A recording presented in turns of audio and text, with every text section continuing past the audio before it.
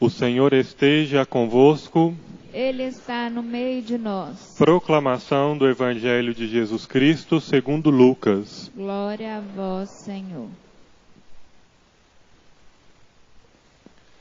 Naquele tempo, Jesus desceu da montanha com os discípulos e parou num lugar plano. Ali estavam muitos dos seus discípulos e grande multidão de gente de toda a Judéia e de Jerusalém, do litoral de Tiro e Sidônia. E levantando os olhos para os discípulos, disse: Bem-aventurados vós, os pobres, porque vosso é o reino de Deus.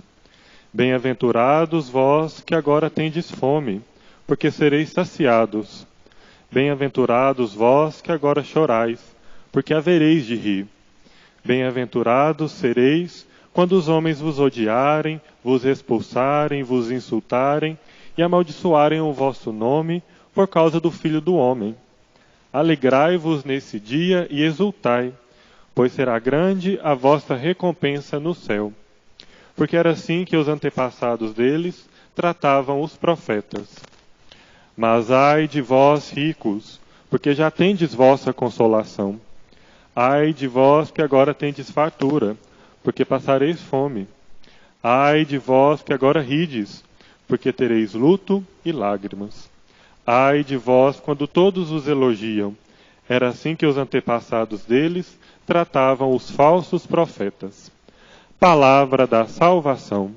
Glória a vós, Senhor.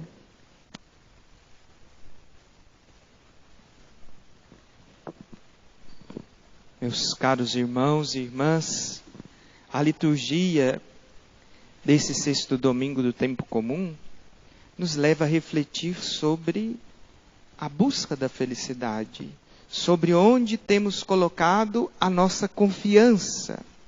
E os textos que nós ouvimos nos ajudam a perceber isso. Onde está a nossa confiança? Onde temos buscado a vida feliz que Deus prometeu a cada um de nós? Então, esses textos que nós ouvimos nos ajudam a refletir sobre isso. A chave de leitura, o texto que vai ajudar a compreendermos bem as três leituras que foram proclamadas, é a primeira leitura que nós ouvimos da profecia de Jeremias. Muito simples o texto de Jeremias. Ele faz uma comparação entre aquele que confia em Deus e o que confia nos homens, com algo que era muito próximo do povo, com uma planta. E Jeremias diz assim: aquele que confia apenas no homem é como uma planta cultivada num lugar desértico. Ela não prospera, ela não rompe. Se ele fosse mineiro, ele ia falar que aquela planta fica minguada, não fica bonita. Quem confia no homem é assim. Não consegue, por mais que esteja vivo, ficar exuberante, vistoso. O contrário acontece com aquele que confia em Deus. Aquele que coloca a sua esperança em Deus é como uma planta próxima de uma fonte. É bonita, vistosa, verde, floresce, produz frutos. E ao longo da nossa vida será assim. Se confiamos em Deus e seguimos o nosso caminho a partir dele e daquilo que ele nos ensina, teremos vida em abundância. Se colocamos nossa confiança noutros lugares, noutra pessoa, em outra coisa que não Deus, podemos até permanecer vivos, mas teremos uma vida minguada, sem beleza, sem exuberância. E essa não é a vida que Jesus quis e quer para nós. Jesus quer que nós tenhamos vida e vida em abundância. E o caminho para termos vida em abundância, vida plena, vida feliz, o caminho para alcançarmos isso, nós que somos discípulos de Jesus, é nós termos os pés no chão, é nós termos consciência de quem nós somos, qual é a nossa vocação, o caminho que Deus nos propõe, porque isso vai nos ajudar a vivermos felizes. Daí então compreendermos esse sermão das bem-aventuranças em São Lucas. Enquanto em Mateus as bem-aventuranças são proclamadas na montanha, no lugar do encontro com Deus, Lucas nos diz que Jesus proclamou as bem-aventuranças na planície e dirigiu-se em primeiro lugar aos seus discípulos. É isso que está escrito aí no Evangelho que nós ouvimos. Isso para ajudar os discípulos a perceberem que para viverem bem a vocação discipular, para encontrarem a felicidade, era preciso eles estarem no chão, com os pés no chão, plantados ali, conscientes de quem eles eram, da vocação que tinham e conscientes também de onde deveriam colocar as suas esperanças, no Cristo mesmo. E nesse lugar, Jesus então proclama, diz as bem-aventuranças. Bem-aventurança é um termo que a gente traduz, mas que pode ser traduzido de diversas outras maneiras. Se nós falássemos assim, bem-aventurados os pobres, é o que está no texto, mas se nós disséssemos, felizes os pobres, estaria certo também. Se nós disséssemos, santos são os pobres, estaríamos certos também. E isso para percebermos que a felicidade, a bem-aventurança, a santidade é algo que nós devemos almejar sempre. Quem nós acreditamos já está no céu, os santos, são bem-aventurados porque viveram o Evangelho da melhor maneira possível. Então esse é o caminho que nós devemos trilhar. E junto com as bem-aventuranças de Lucas, vem os ais de Jesus. Bem-aventurados os pobres, ai dos ricos. Bem-aventurados os que choram, ai dos que estão consolados. Bem-aventurados os que têm fome, ai dos que estão saciados. Bem-aventurados os que são perseguidos, ai dos que perseguem. Aqui é preciso nós compreendermos bem a bem-aventurança de Jesus. Não é uma exaltação à pobreza, ou à tristeza, ou sofrimento, à fome. Jesus exalta aqui a atitude que está por detrás disso. Bem-aventurados são os pobres, porque eles não causam a pobreza de ninguém. Ai dos ricos, que exploram os mais humildes, os que exploram os que passam necessidade, os que causam a pobreza. Bem-aventurados são os que choram, porque eles não causam a dor de ninguém.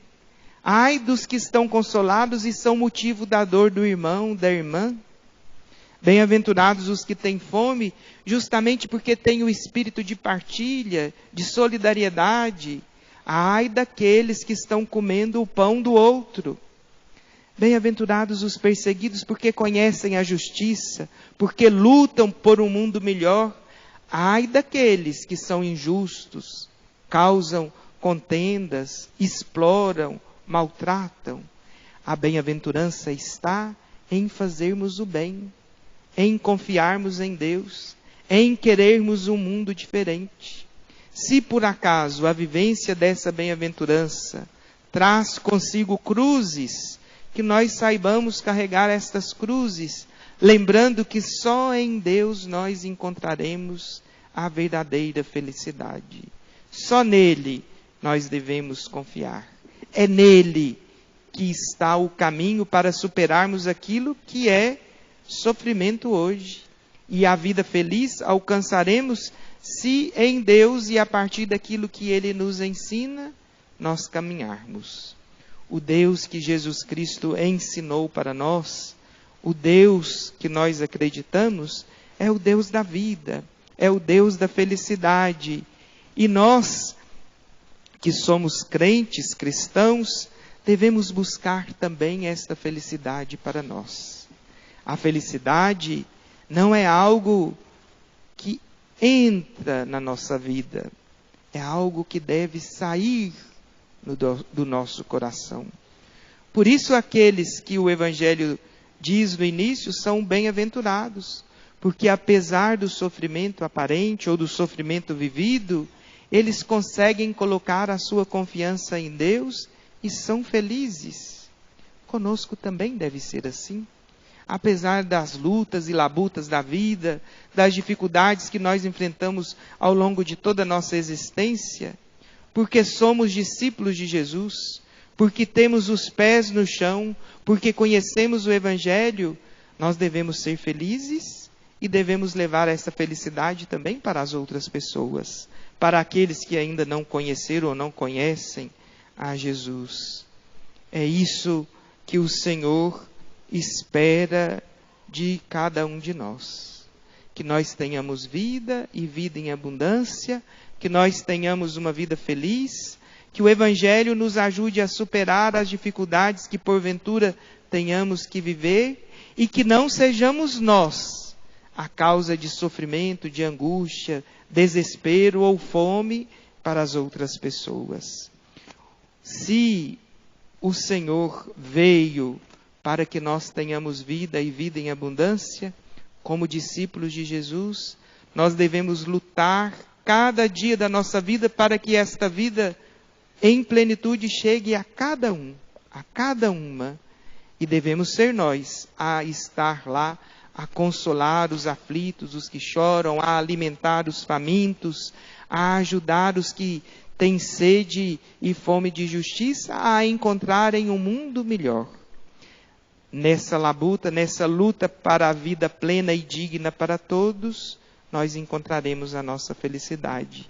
Que nós não queiramos, nem contribuamos para que a injustiça, o sofrimento, a tristeza, a fome cresçam no nosso meio. O discípulo, a discípula de Jesus, é aquele que luta para a vida plena de todos.